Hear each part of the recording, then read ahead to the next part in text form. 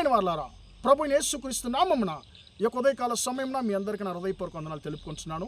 ఈరోజంతా కూడా మీరు చేయబోయే అన్ని విషయాల్లో దేవుని హస్తము మీకు తోడయ్యుండి మీకు జయాన్ని కలుగజేయునుగాక. ప్రియులారా, లూకా సువార్తలో 10వ అధ్యాయంలో చివరి వచనము ఇలా చెప్పుచుంది. 42వ వచనము, ఉత్తమమైన దానిని మరియా ఏర్పరచుకొనును, అది ఆమె యొద్ద నుండి తీసివేయబడదు అని ఆమెతో చెప్పాను అనేటువంటి మాటను ఇక్కడ చూస్తున్నామండి. ప్రియులారా, ఈ మాటను ప్రభువైన యేసుక్రీస్తు మార్తా అనేటువంటి మరియా యొక్క సహోదరితో చెప్పేటువంటి మాటగా ఉందండి. మనకు బాగా తెలుసు, ప్రభువైన యేసుక్రీస్తు ఆయన దేవుని యొక్క రాజ్యాన్ని గురించి ఆయన పరిచర్య చేసినప్పుడు బేతనియా ప్రాంతానికి ఎప్పుడైతే యేసుక్రీస్తు వెళ్తాడో అప్పుడంతా కూడా ఈ యొక్క మార్తా మరియా లాజరు యొక్క ఇంటిలో ఆయన వెళ్ళి ఆయన భోంచేసేటువంటి ఒక అలవాట యేసుక్రీస్తుకు ఉన్నదండి. ఇప్పుడు మార్తా యేసుక్రీస్తు తన ఇంటికి ఆహ్వానిస్తుంది.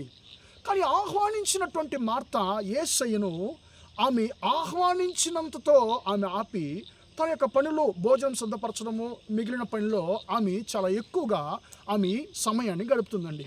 కానీ మరియా అనేటువంటి మార్తా యొక్క సహోదరి యేసుక్రీస్తు యొక్క పాదాల యొద్ద కూర్చొని ఆయన యొక్క బోధను, ఆయన యొక్క వాక్యాన్ని వినుచున్నట్లుగా మనం చూస్తున్నామండి. ఇప్పుడు మార్తాకు చాలా ఇతర పనుల్లో ఉంది కాబట్టి దాని గురించి ఆమె ఎక్కువగా తొందరపడి ఆమె బాధపడి, ప్రభువా నేను ఒంటరిగా పని చేయిస్తున్నాను, నువ్వు దాని గురించి ఆలోచించడం లేదు, నా సహోదరి నాకు వచ్చి సహాయం చేయడానికి ఆమెను పంపించు, ఆమెతో చెప్పు అన్నప్పుడు యేసుక్రీస్తు అంటున్నాడు, మరియా ఉత్తమమైన దానిని ఏర్పరచుకొనును, అది ఆమె యొద్ద నుండి తీసివేయబడదు అంటున్నాడు. ఇక్కడ యేసుక్రీస్తు ఉత్తమమైనది అనేటువంటిది విషయం దేని గురించి చెప్తున్నాడు ఉత్తమమైనది అని చెప్పంటే ప్రియుల 2 విషయాలు.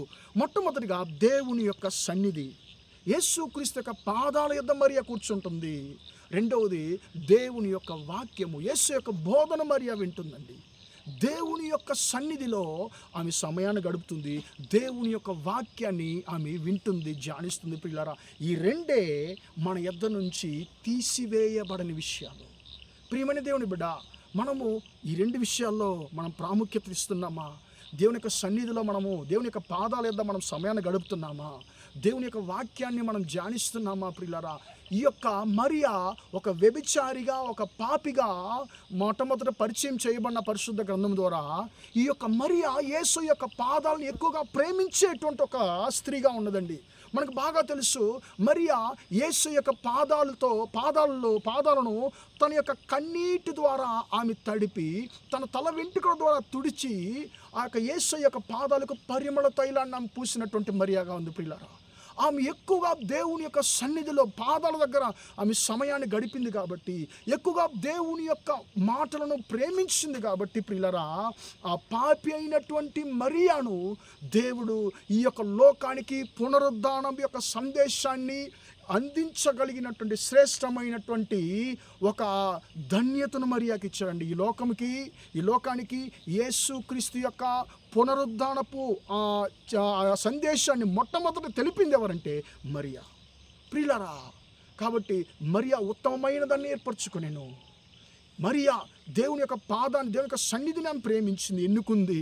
దేవుని యొక్క వాక్యాన్ని ధ్యానించడాన్ని ఎన్నుకుంది. ప్రియులారా, ఈరోజు మనం దేన్ని ఎన్నుకుంటున్నామండి?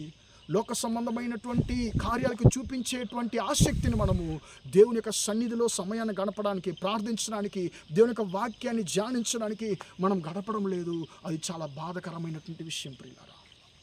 కాబట్టి ఈరోజు మనము ఉత్తమమైన దాన్ని మరియాలా ఏర్పరచుకుందామా? దేవుని యొక్క సన్నిధిని మనము ఎన్నుకుందాము. దేవుని యొక్క వాక్యాన్ని మనం ధ్యానించడంలో మనం సమయాన్ని గడుపుదాము. అది మన జీవితాన్ని ఖచ్చితంగా మారుస్తుంది, మనల్ని ఆశీర్వదిస్తుంది. కాబట్టి దేవుని యొక్క సన్నిధిలో సమయాన్ని గడపడానికి, దేవుని యొక్క వాక్యాన్ని ధ్యానించడానికి ఈరోజు మనము మన జీవితాన్ని సమర్పించుకుందామా?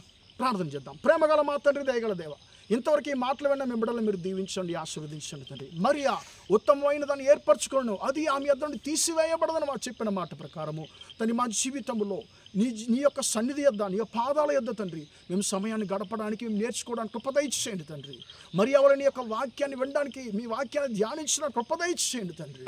యేసయ్య మేము ఇతర విషయాల్లో తండ్రి మేము తండ్రి మా యొక్క తండ్రి సమయాన్ని గడిపి మేము బాధపడకుండా తండ్రి నీ యొక్క సన్నిధిలో మేము ఎక్కువగా సమయాన్ని గడపడానికి తండ్రి మేము దీవించబడిన కృప దయచేయమని ప్రార్థిస్తున్నాను తండ్రి. ఈ యొక్క కృపను తన యొక్క మాటలు వింటున్న ప్రతి ఒక్కరికి మీరు ఇచ్చి ఆశీర్వదించమని, ఈరోజు అంతా మీ బిడ్డలు చేసే అన్ని విషయాలు మీ హస్తం తోడుని జయాన్ని కలుగజేయమని యేసు నామములో ప్రార్థించి అడిగి వేడుకొంటున్నాను తండ్రి. ఆమేన్ ఆమేన్. ప్రియమైన వాళ్ళారా, దేవుడు మిమ్మల్ని దీవించి ఆశీర్వదించును గాక. Praise the lord, praise the lord.